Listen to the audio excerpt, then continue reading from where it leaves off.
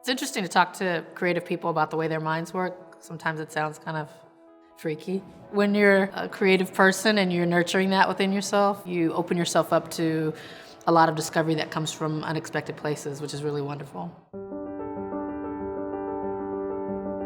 I mean, for me, the writing process is very much about when I have a really, really good idea of what I'm writing. I need to have notes, a good outline, thought it through, have some dialogue, like really be clear about what I'm doing. And all that comes from being out in the world. My films are low-budget independent films, very specifically focused around communities of color and people of color and families of color and finding the universality and the specificity of those stories. When you're making a low-budget film, a film for $50,000 or $200,000, there's nowhere to hide. It's people, usually people talking or not talking, but you're on these faces, you're on behavior, and so you really have to be able to understand that. And so that comes from living, being a Black woman walking around. It comes from observing people. It comes from asking questions. And so I find that, I've got to get out, and you got to be around people. And in Los Angeles, it's such a sprawl. It's such a huge place. In downtown, you can actually rub shoulders with people. You can actually see faces that are not behind a car window. You know what I mean? The best thing is when you see people and you're wondering, what's their story? How do they fit together? Where they came from? Where are they going? What's their connection?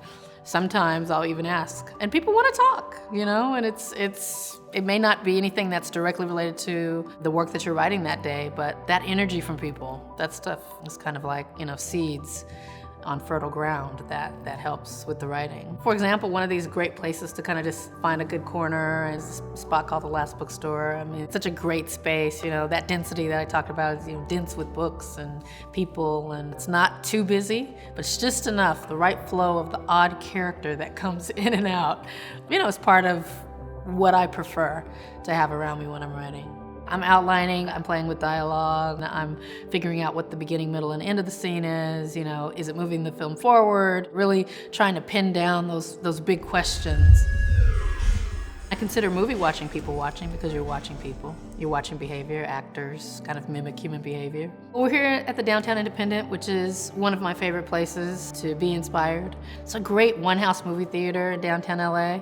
I really love it here. I love coming down and watching other people's films. I love coming here and watching my own films. Wherever I find myself, these spaces that inspire, it leads to the sparking of my imagination. I definitely am recognizing when I'm being hit and inspired and then making sure that I'm logging that or documenting that in some way. I take pictures a lot, and then I take a lot of notes, and I find that I used to just scribble on scraps of paper, but now more and more I rely on the phone. I'll put in the subject header XO. I don't know, that's my code. Hugs and kisses to myself of inspiration. It's so corny. And so whenever I'm ready to sit down or I need to pull in something that I've seen, I just search XO and everything comes up, whether it's a picture or a thought. A lot of my director's work is happening during the screenwriting process. Questions about character and being able to answer those questions for actors. A lot of that stuff I'm answering for myself as I'm collecting my material to write. I have a special exercise that I hold very close to my heart for when I am in a rough patch.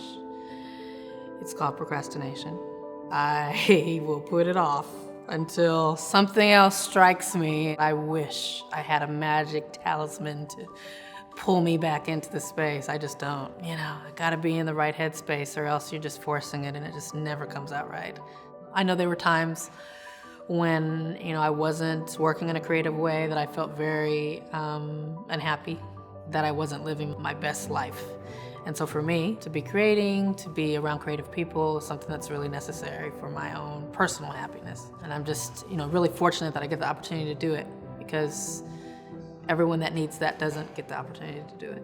And I was one of those people for a long time, so I'm happy to be in this place.